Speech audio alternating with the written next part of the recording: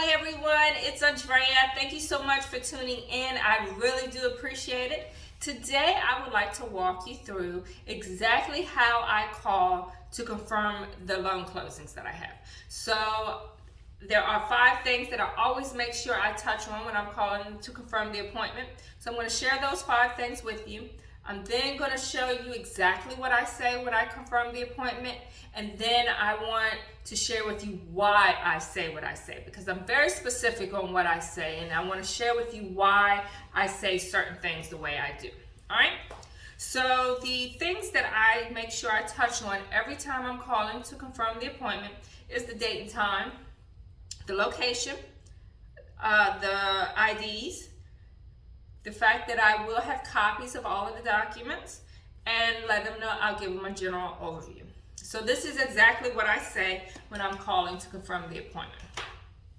Hi, my name is Andrea. I'm a notary with 123 Title Company. The reason I'm calling is because we have an appointment scheduled for March 5th at 5:30 p.m. Is that date and time still good for you? Great. The meeting location I have on file is 123 Elm Street. Is that correct? Okay, so when I come over, I will need copies of 2 forms of ID from you to attach with the documents. I'll wait for them to tell me some stuff. Then I let them know that I will have copies of all of the documents for you to keep for your files. I'll simply take the signed versions back with me. I will give you a general overview of everything you're signing. However, if you have specific questions regarding your loan terms and how they came up with those figures, by law, I can't go over that. We would need to stop the sign and call the lender. But like I said, I will give you a general overview of everything you're signing, okay? All right, well, if there's nothing else, I'll see you on March 5th at 5:30. Thank you. And that's basically what I say. And the first few times I felt like it was nerve-wracking for some reason. But now that I have my script down, literally that's what I say. So the first thing I do is I'm confirming the date and time. I want to make sure that they're still available on the date and time. And if need be, if they're not available at the time, at a time that was chosen, then maybe I can do some little wiggling around and come up with something that suits them. But oftentimes they think that I can change the date.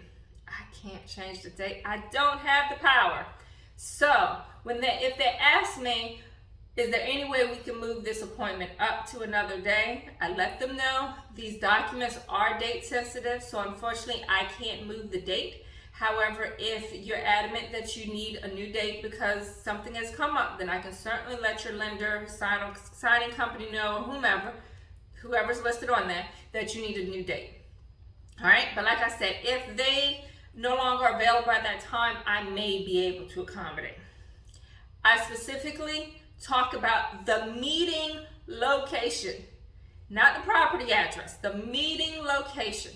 Even today, when I called to confirm an appointment and I said the meeting location is on such, she said, oh no, I'm in Georgia. I can't meet you there. So I let her know that I would let the signing company know that they need to reach out and find a Georgia notary.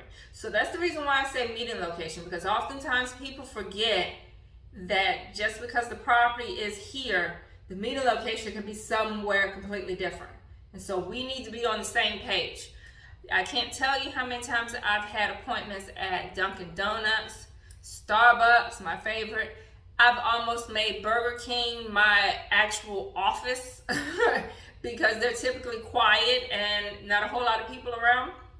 But yeah, you want to make sure that you and the borrower are on the same page when it comes to coming up with a meeting location. Now, oftentimes that's already set for you, but sometimes the borrowers may want you to go to a different location. That's fine as long as it's in your area, as long as it's not too far away. But we need to be on the same page. Then I talk about IDs. So I typically ask for 2 forms of ID because oftentimes the Patriot Act requires 2 forms of ID. But sometimes it requires 1. And I'm not going to find out until I receive the documents, which sometimes is late. So I always ask for 2 forms of ID. And if I end up not needing that second form, it's no big deal. But that's what I asked. Now, I specifically say something along the lines of, did they mention to you that I would need copies of 2 forms of ID? And so this is when the borrower would typically ask, well, driver's license will be my first form. What can be my second form? And I'll say that they can use a passport, they can use a social security card, they can even use a medical insurance card. Typically, everybody has one of those.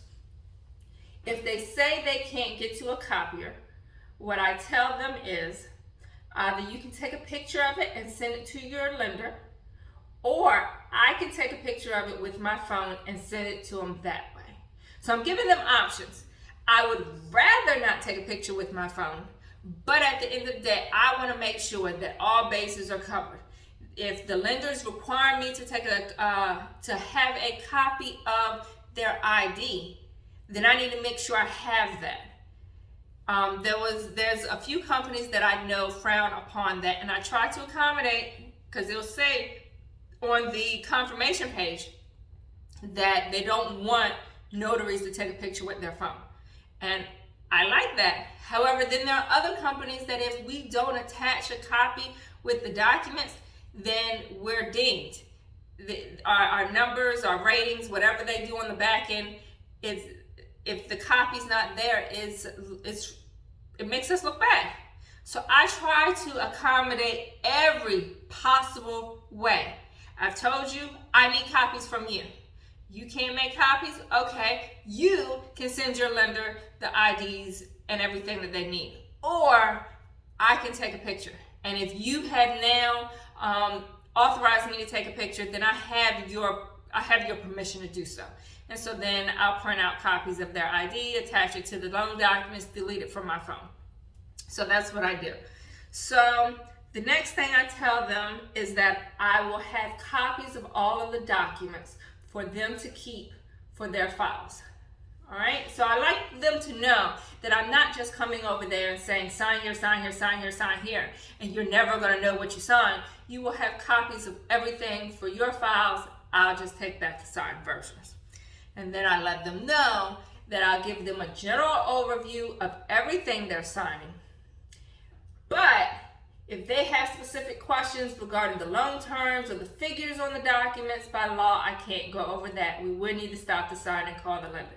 So I feel like this, for me, eliminates so many questions that borrowers have. I'm letting them know ahead of time that I know general information about the documents that you're signing.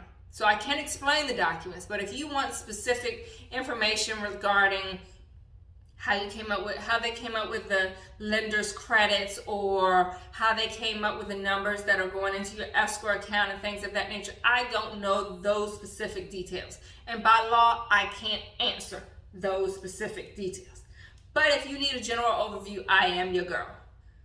Right? So I feel like that kind of eliminates so many questions that the borrowers have, because sometimes they'll ask me questions and they'll be like, well, I know you said on the phone you can't answer it, but da-da-da-da-da. And sometimes I can answer it. Like sometimes they'll ask me about, well, how much is coming out for principal, things of that nature. There's documents that show that information. So sometimes I can answer it. But if I can't, and you're adamant you want to know, this is a game breaker or whatever it's called, where this closing is adjourned, then we need to call the lender. If the question is that important that you need to really know, then we need to call a lender, and it's okay. Because at the end of the day, this is a 10, 15, 20, 30-year loan. These are important questions, so try to let them know that. And so I also, by letting them know that I'm giving them a general overview, I don't want them to feel rushed. Like, all right, just sign these documents and that's it. I don't want them to feel like they're not going to have any details about the actual loan that they're signing. So this lets them know that when we walk away from the table, you will understand what you've signed. All right? So that's the reason why I say those specific things. I hit on those 5 pieces of information to ensure that everybody's on the same page. And it also kind of sets the tone for the closing. They get a feel for who I am. I get a feel for who they are on the phone. You know, people used to ask me, well, you aren't afraid to go into people's homes? After I talked to them on the phone and I kind of had a feel for their personality or who they were, then no, I no longer was afraid to walk into their house. So this kind of sets the tone for how the closing is going to go. So yeah, that's what I do. Hopefully this video helped. Please like and subscribe. Please share it with whomever you feel this may be beneficial to. Also, thank you so much for all the beautiful comments people have been leaving me and the excellent questions that people have been emailing me with. I really do appreciate it, and hopefully I'm saying things and answering your questions to that's helpful to you. All right? So thank you. I'll talk to you all later. Bye.